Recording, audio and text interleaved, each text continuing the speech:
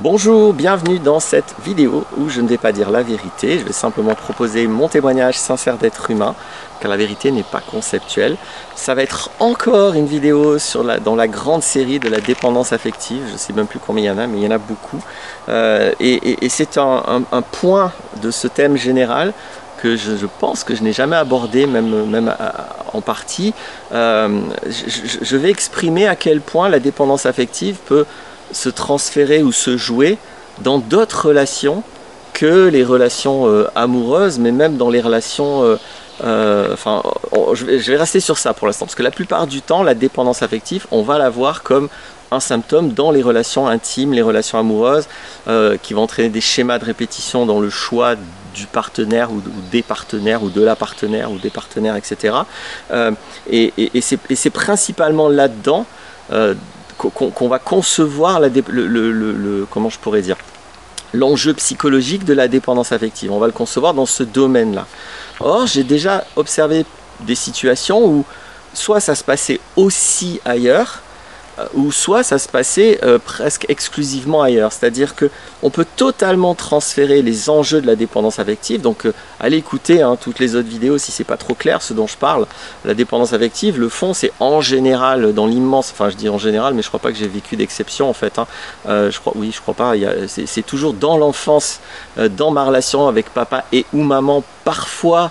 C'est dans la scolarité, mais je ne sais pas si ça peut fonder vraiment une dépendance affective. Mais je vais vivre un manque affectif, et ce manque affectif, je vais cristalliser dessus un manque personnel, comme si moi, je ne mérite pas l'amour, je ne peux pas être aimé, je ne peux pas être désiré, je ne peux pas être reconnu, je ne peux pas être voulu, etc., etc. Et donc ça va fonder une espèce de cristallisation sur un manque, alors que à la base et dans la réalité, tout humain est totalement capable d'aller vers l'amour et de recevoir l'amour. C'est juste un processus aussi naturel que de respirer de l'air et d'expulser de l'air. Donc c'est toujours une illusion la dépendance affective, mais elle est très très tenace et elle pollue énormément de relations. Et donc je voulais juste dire que on peut très bien transférer ou vivre sa dépendance affective, donc qui est toujours un enjeu dans l'enfance, mais par exemple avec un animal. C'est ce que j'observe de temps en temps, avec un chien, avec un chat ou n'importe quel autre animal. C'est tout à fait possible de vivre la dépendance affective là-dedans. Ça va dépendre de plein de paramètres, donc je ne vais pas essayer d'analyser ou d'élaborer des idéologies sur le comment, quoi, pourquoi ça va se transférer sur un chat ou sur un chien plutôt que sur un compagnon ou une compagne, mais je dis juste que c'est possible. Évidemment que ça peut se faire aussi dans certains cas particuliers avec des amis, ça peut se faire dans des contextes familiaux. Donc ça peut se faire, ça veut dire avec un frère, avec une sœur, avec un oncle, voilà. Ça peut d'ailleurs, on le sait très bien, se faire avec un psy, puisque c'est une des bases de ce qu'on appelle le transfert. C'est ce transfert-là, dans ce contexte de la relation d'aide un peu particulier. Et ça peut, je pense, se faire aussi par rapport à des idéologies. C'est-à-dire, je suis convaincu, mais ça, pour être très honnête, j'ai pas pu l'observer directement. Alors que ce dont je vous parle depuis tout à l'heure, j'ai pu l'observer directement. Là, je fais l'hypothèse, je n'ai pas eu ces cas de figure, qu'on peut très bien avoir une dépendance affective et le transférer sur des dimensions religieuses. C'est-à-dire l'espèce d'amour, d'attachement pour Jésus, pour Dieu, pour Bouddha, voilà, ou pour n'importe quelle autorité religieuse. Et je pense aussi pour des gourous, dans des contextes plus spirituels, si tant est qu'on peut appeler les sectes avec des gourous de la spiritualité, mais disons qu'on ne juge pas. Voilà, en clair, en fait, c'est transférable, je pense, sur à peu près tout et n'importe quoi. Ça va uniquement dépendre du vécu psychologique, du contexte psychologique et du mode de pensée, et bien sûr, de la fracture d'origine de la personne qui vit la dépendance affective. Donc je voulais inviter à être attentif à ça.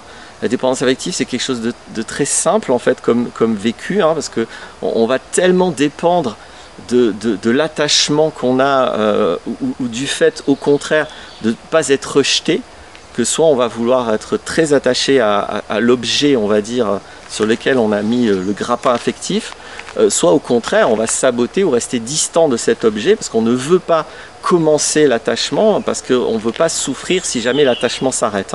Donc ça je l'ai dit, la version distant saboteur, la version ventouse. Du coup, c'est beaucoup plus dans ce que je viens de décrire, qui est hors du champ du couple, ou en tout cas du champ de la relation intime, amoureuse. Je pense que c'est beaucoup plus visible la version ventouse, la version fusionnelle. Ça devient un peu compliqué d'observer s'il y aurait une distance avec Jésus, avec un chat, avec un chien, je sais pas trop, ça devient un peu complexe. Mais je l'ai clairement observé, en tout cas en mode dépendance attachante, attachée, etc. Donc voilà simplement ce que je voulais exprimer pour augmenter la conscience de ce phénomène. Et évidemment pour essayer d'être plus heureux, parce que j'invite je vois que c'est loin d'être évident en Occident de dépasser c'est presque une norme en Occident, la dépendance affective. On confond totalement ça avec l'amour. Donc j'observe à quel point c'est un enjeu qui est compliqué pour notre culture à dépasser quand un individu baigne dans cette culture. Mais j'invite à le faire quand même. Je vous donne le maximum d'éléments pour le faire, en souhaitant que ça marche, puisque c'est mon objectif. Le réel est plus fort que toi. Je pense qu'on est plus heureux quand on est attentif à sa dépendance affective. Si on la transcende, c'est encore mieux. Petite parenthèse, j'en profite pour le dire, on peut très bien avoir une dépendance affective et ne pas s'appuyer dessus pour nos décisions relationnelles, et donc ne pas mettre ça dans la relation. On peut très bien vivre ça en conscience et éviter un maximum de conséquences de ça. Donc c'est différent, c'est un vécu intérieur, la dépendance affective. On n'est pas obligé de la déverser comme ça sur les autres. C'est pas évident de ne pas le faire, mais on n'est pas obligé. Donc on pourrait dire qu'il y a plusieurs degrés. Il y a le degré de j'ai une dépendance affective, j'en ai conscience, donc je fais attention à garder des relations saines et pas être dans des relations toxiques, notamment le fameux triangle de Karpman, ou transcender totalement la dépendance affective, ce qui fait qu'on n'a pas les tensions intérieures dans tous ces vécus relationnels. Voilà, à bientôt pour d'autres vidéos.